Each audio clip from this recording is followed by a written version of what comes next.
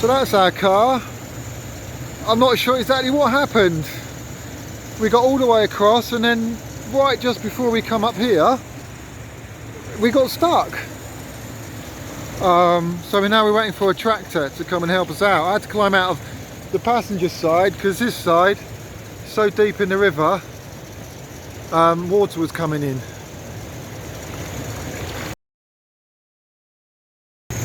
Hi folks, keep praying. Well, it's the next day and we did get out. We managed to drive the car out of that river.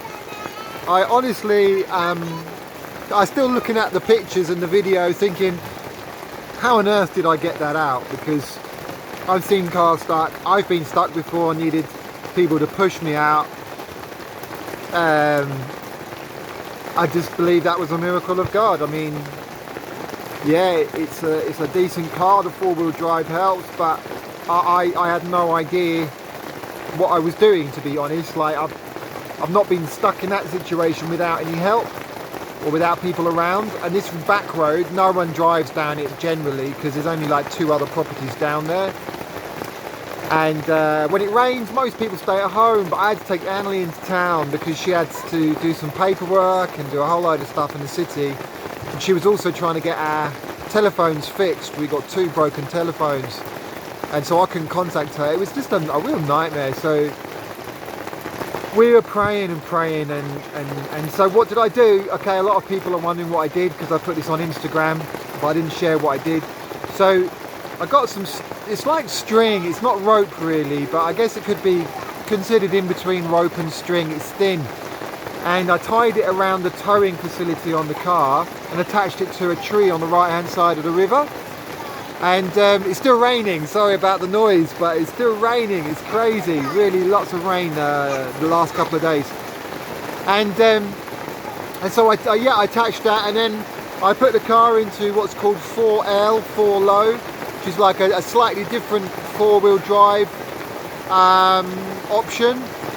And I did a hard turn to one side, and I could feel where the dip was, where I was stuck. And then I can't remember which side I did it in the end, but using the rope attached to a tree and the wheels turn hard, I managed to swing the car slightly round onto a higher surface or something a bit harder, although I was further in the river, which was more scary because the water was deeper and more forceful. It could have pushed me away downstream.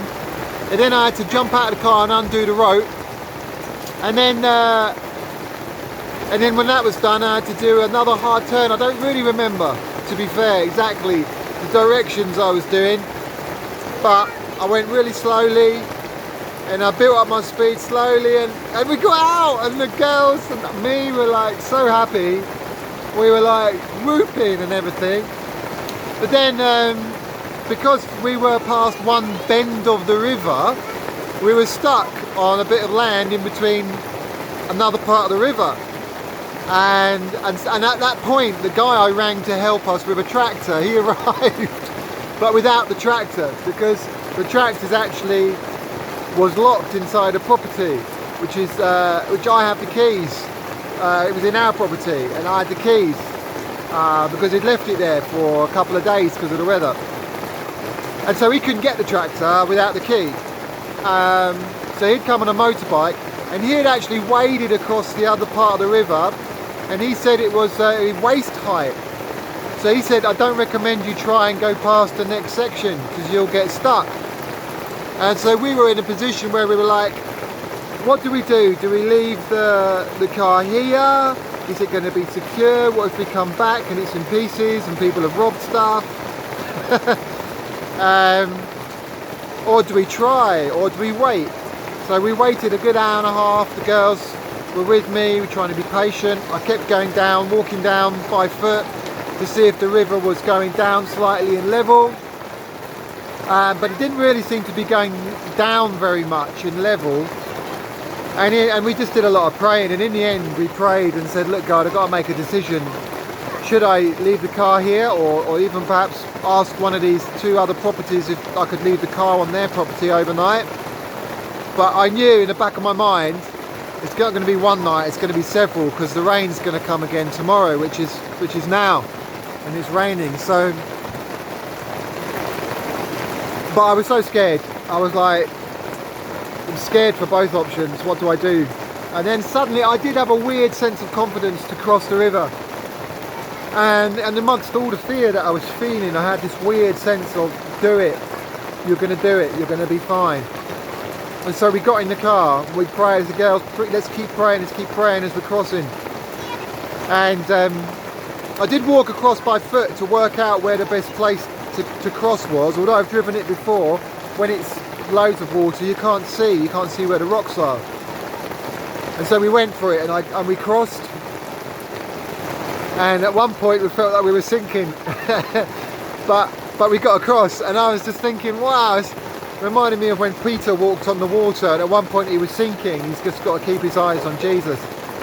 So yeah, we got across, and I was like, we got across, the girls and me, we were like shouting for joy. It was like, thank you God, thank you. And we got across, and then we had to drive to the last crossing, which is where our property is, which is actually the same river, but where our property is much wider, and it's much well, not much shallower, it's quite, well, I'd say, yeah, it's quite a lot shallower.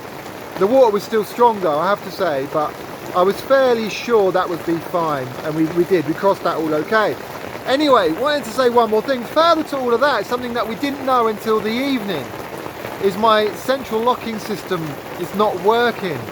So somehow the water's got in and it stopped my remote from working, and my key won't go, well, it goes in the driver's door but it won't turn, which is probably when they imported the car, or even in America before the car was imported here, they probably changed the ignition, and with a new key, a new ignition, but they didn't change the lock in the driver's door. They just used the programming on the remote to do all the locking. So if I tried leaving it in someone else's property, I would have had a problem, because I wouldn't have been able to lock the car.